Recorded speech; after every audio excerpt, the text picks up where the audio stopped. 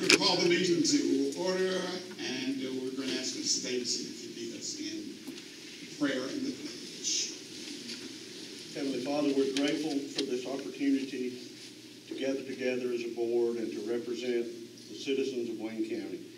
Lord, help us to be ever mindful of our role in the educational process, to support teachers, students, and administrators, and give us wisdom, Lord, to make the proper decisions that would be pleasing in your eye. And we'll ask all this in the name of Jesus Christ. Amen. Amen. Pledge allegiance to the flag of the United States of America and to the republic for which it stands, one nation, under God, indivisible, with liberty and justice for all.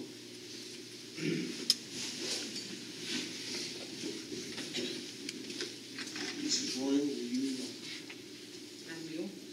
Our mission statement, our mission is to empower, Our mission is to empower all students to reach their highest levels of achievement. Our vision is that the Wayne County school system will be a progressive system in partnership with the community where all students acquire the knowledge and skills to be productive, responsible, and successful citizens in a rapidly changing world. And our featured belief is everyone learns best when they are engaged participants in their learning.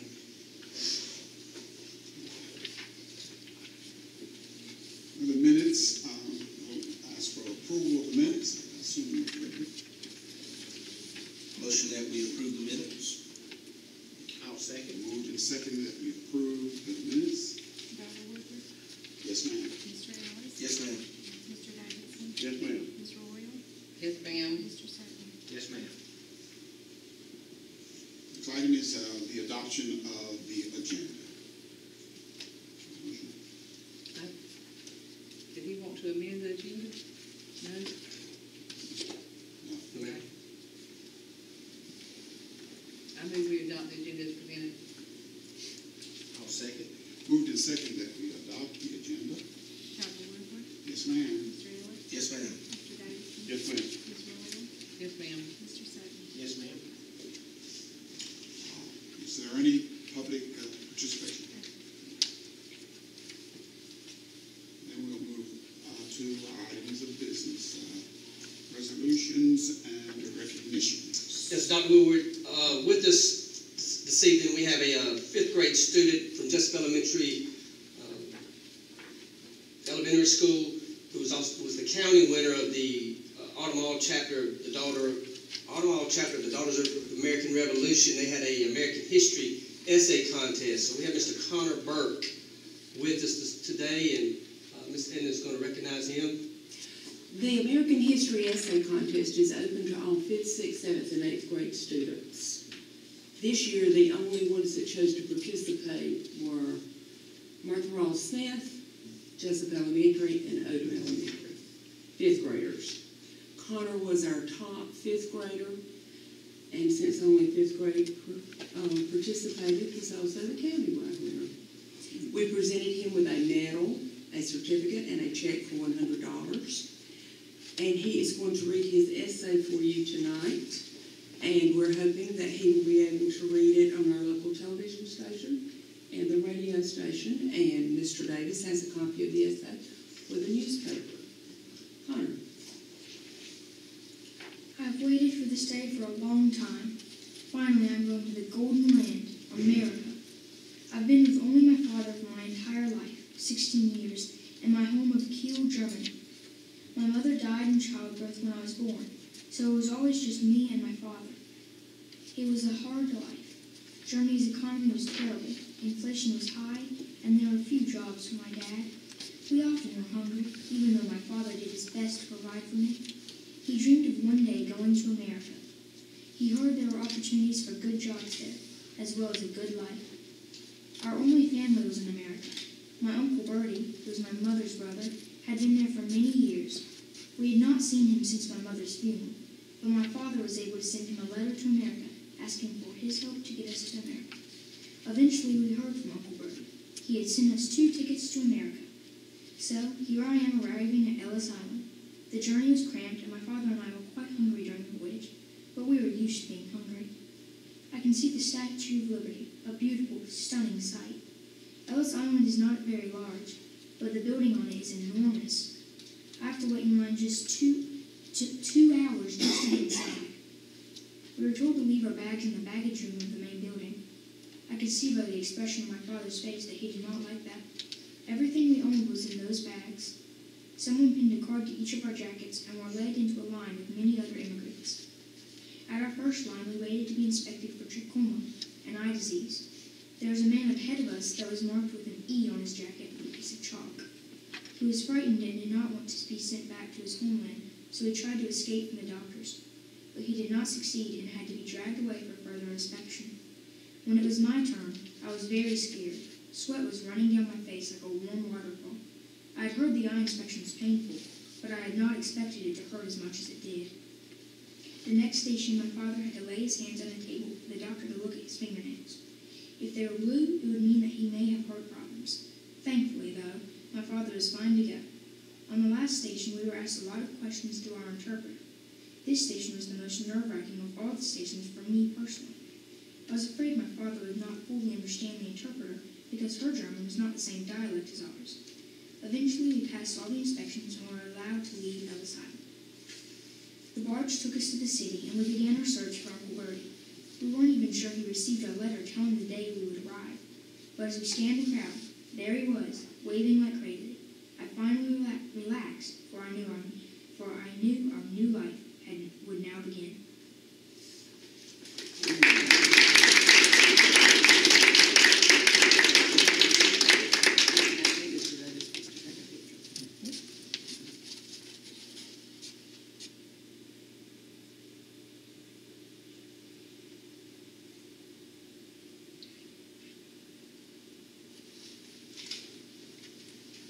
Good job, young man. Thank you. Very good. Congratulations.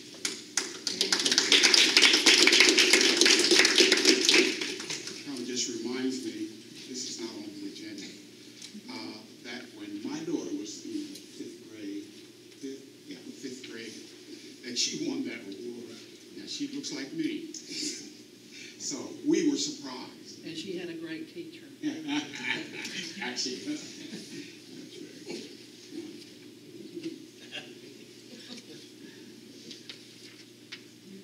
Okay. Next. All right. It's not the way we're the board. I've asked Mrs. Williams to introduce. We have some individuals here from Raymond James, and she's been working with them a great deal. We've been many conference calls and many calls and emails, and we've been working hard.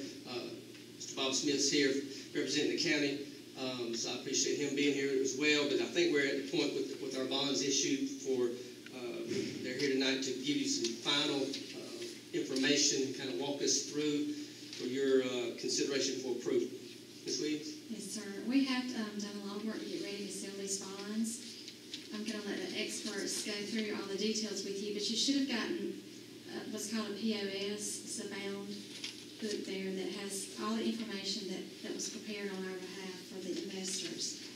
We have Bill Camp with Raymond James, John Pennell with Greg Pennell and Woodward, and Mr. Bob Smith, and I'm going to let them explain all of these complicated documents to you tonight, because they're the experts. I've learned a lot from them. Would you start? Sure. I do appreciate Ms. Williams. She has really worked hard to scramble around, and again, this timeline's been tight to try to get everything flowing where we can get construction started and continue throughout the process. So I appreciate all these individuals working with us. And Dr. Brinson stole my thunder a little bit. I was going to brag on your staff, your superintendent, everybody that's worked on this, and y'all ought to be proud of the job they're doing.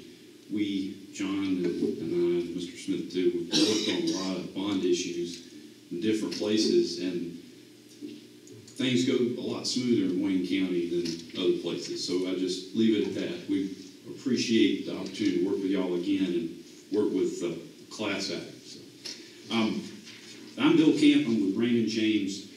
We're the underwriter of the bond issue. I prepared this little handout for you as sort of an executive summary. And if you would open up to page 2, there's some kind of important, significant dates there. We priced your bonds today. So what we have brought forth are final numbers that you've been seeing in draft documents. John and Bob are going to talk to you about the final bond resolution, everything to be adopted, but those numbers were finalized today. And we're going to close the transaction or deliver the bonds on March 11. That's when you get your money in the construction fund. So you'll be ready to start spending immediately. We're going to make payments in September 1 of 15 through September 1 of 19. This bond issue, as you recall, was voted in conjunction with your 5-year sales tax. So these payments are a little bit in arrears to the cash flows from that 5-year SPLOST. The weighted average maturity of your bonds, we've got bonds from 6 months out to 4.5 months. On average, that's about 3 years. And the bond yield, that's the average rate that the investor, if they bought some in every year, that's their average rate of return. Your average yield that you're paying out is 0.99%, so a little less than 1% money. That's very good. Next page, page 3. You'll see here, there's a lot of numbers on this page. The most important number are the column there marked yield. And if you notice, the yields start out at 0.2% and go up to 1.25%. But if you take all those average amount, that's where we get our 0.99. Also, just something to point out, the par amount, the principal amount that you're actually selling is $14.7 million. And we've sold them at greater than face value. So you're getting more bond proceeds than that 14.7. You're getting more money than the face amount of bonds. That's not magic, it's just sort of the market that we're in these days. Page 4, next page, sources and uses. This shows you how we size the bond issue. So we built a budget for certain costs of issuance, and the main driver there was the deposit to the construction fund. You see 15,825. Next page. This is your debt service. This is the principal and interest on the bonds. This is what it's going to cost us every year to pay back. So at the high water mark, we're talking $3,850,000. And if you flip over to the next page, this is just some history and some projections for your sales tax. You see that you're currently collecting a little less than $3,009,000 every year. So in other words, we've structured the bonds to be a little bit less than what you're currently collecting in sales tax. So even though sales tax goes up and goes down, we have a cushion factor there, and that was by design. So we've given you the proceeds that you need, and we expect that the sales tax will fully pay back the debt service on the bonds. Page 7, this shows you just a pretty interesting chart, I think. A lot of times people want to know, what are rates doing? What do we look like? It's hard. Sometimes a picture is worth more than all the words I can say on it, but that red graph, that red curve there, shows you where we are currently. And the dark curve through the middle of the page shows you an average on where yields have been for the last 20 years. So probably late 2012 was kind of the low watermark, but the absolute low point. But still, rates are very, very low right now. You need the money. Your sales tax is cash flowing. Hard for me to believe that rates will improve. In fact, a lot of people think they're going to go the other way. So it's a good time to do it if you need to do it. We're going to ask y'all to adopt a few documents, but I do want to say a few things about the transaction that we put together. You all got a rating this time, and your rating, independent, just looking at the creditworthiness of the school district, is A1. Up until now, y'all have not been rated before. That's a very good rating by Moody's rating service, A1. Also, we're asking that you all approve what's called the State Intercept Program. this is a really powerful thing that the state of Georgia does for public schools. And what it is it's sort of like a cosign and a loan. It's free to you, but they're gonna, if you all were short of being able to make debt service from the sales tax, and the general fund balance was zero, which it's not gonna happen, but in essence, they would step in and make a payment to the bondholders, true up the difference between your shortfall and what is owed to the bondholders. That's got a rating of AA1. That's very, very good. AAA is the highest rating there is. So it's free to the school district. We encourage y'all to do it, and that's part of how we were able to price the bonds as aggressively as we did. And I'm going to let John and Bob handle the bond documents, but I went through that pretty quick. I'm here. If y'all have any questions, I'm happy to try to answer them. I'll hand it over to John.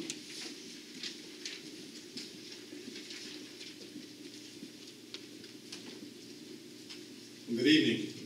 I want to echo, first of all, what Bill said earlier. If you have a chance to look at this document, take it home with you tonight.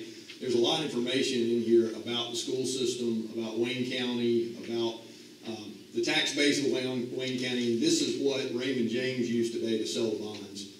This is a lot of work. And so Tony, in particular, deserves a debt of gratitude because she helped us put this together. And as Bill said, we do this all over the state.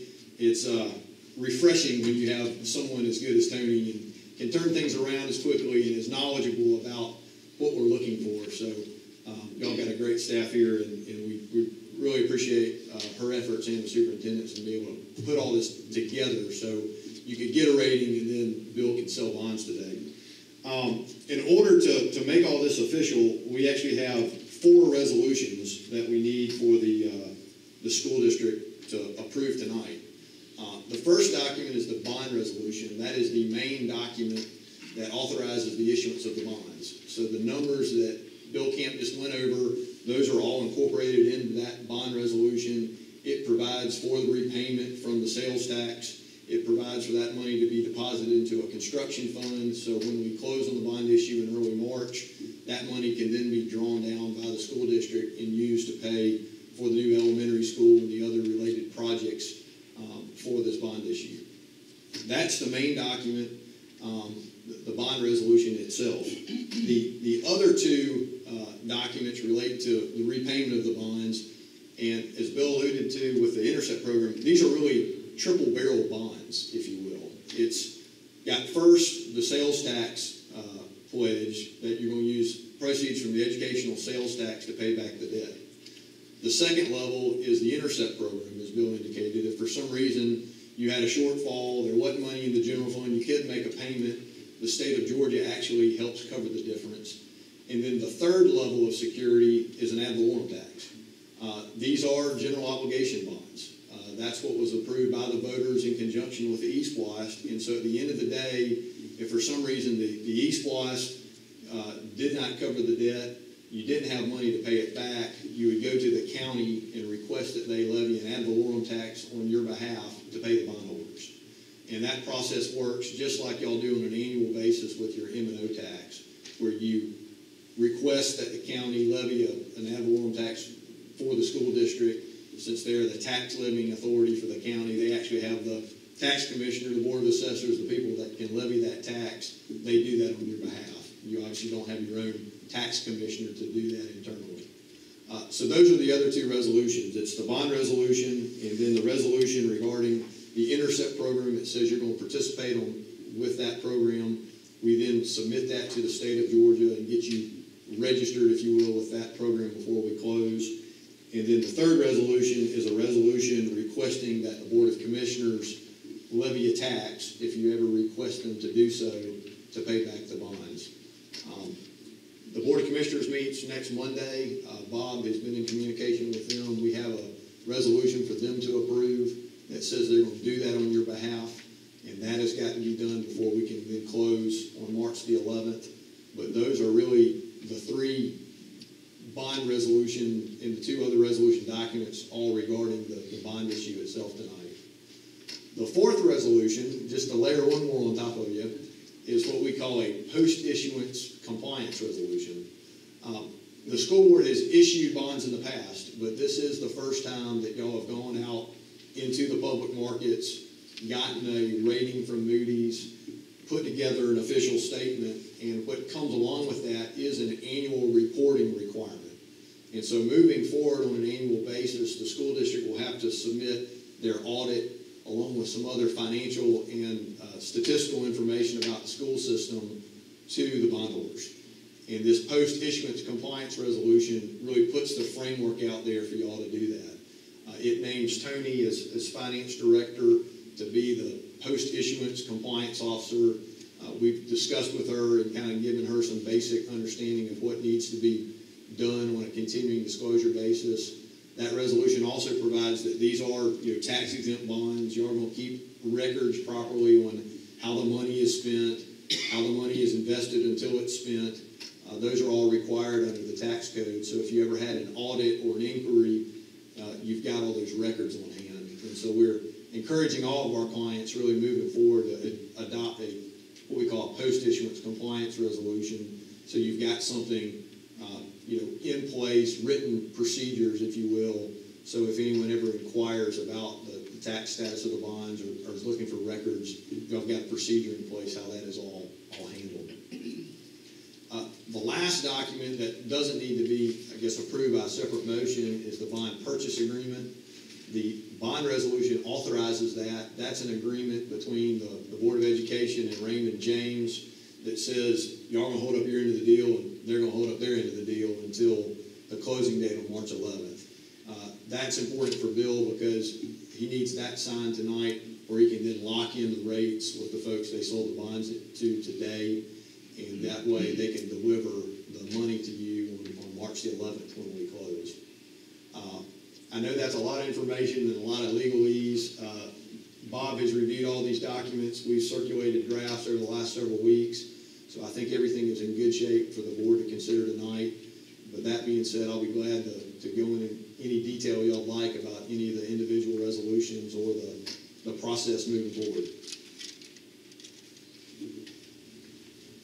Let me, if I will, and I can stand here, you can hear me, explain to the new members. This process started last year after the East Bloss was approved. We had to validate the bonds. You have to have a judgment of a Superior Court allowing you to issue bonds even after the taxpayers vote to do so, or after the taxpayers vote to have an East Bloss. If you're going to issue bonds, any bonds by any governmental agency, has to be approved by the Superior Court. And we went through that process, and we had to go through it within a certain period of time after the election. And so that was completed at that time. He's talking about the three-tier bond payment process. I've been involved with bonds for the hospital and the county and the city and the school board for 40 years. Not one time has any governmental agency, and especially the school board, ever had to go to the state or to the county and ask for a levy because they couldn't make their payments. And this is due to these gentlemen here. They figure it out, and they just, as these figures show you, they've got a cushion built in where it makes it almost impossible for that to ever happen. And it has never happened yet. So the cushion is there. You can expect more money than from the East Bloss than it will take to pay these bonds back. A good bit more. So you'll have more money in the coffers after you pay them back. You'll still have more money to put into your new schools. guess, real quickly, the process between now and when the deal actually closes, the county meets on Monday. We need for them to approve the resolution I earlier described. Between now and March 11th, we will draft all the closing documents, including the actual bonds that are issued at closing. And so we will need to coordinate with the superintendent and the chairman to have, all those documents signed and sealed. And then once all that is done, really all that happens on March 11th is we confirm everything. The money will then get wired into the account. We'll coordinate with Raymond James, and they will call New York and release the bonds. It's all really done now by conference call and confirming my wires. And so they're, unfortunately, Superintendent, Mr. Chairman, y'all don't get to go to New York to close the bond issue, but we will get everything done on March 11th, and at that point, you'll have that money in the account where you can start drawing down against it to pay for the new school.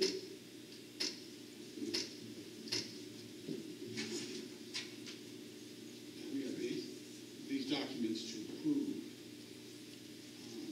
Yeah, we do. I will ask you to consider taking action tonight. Questions or concerns? We have questions or concern about any of these.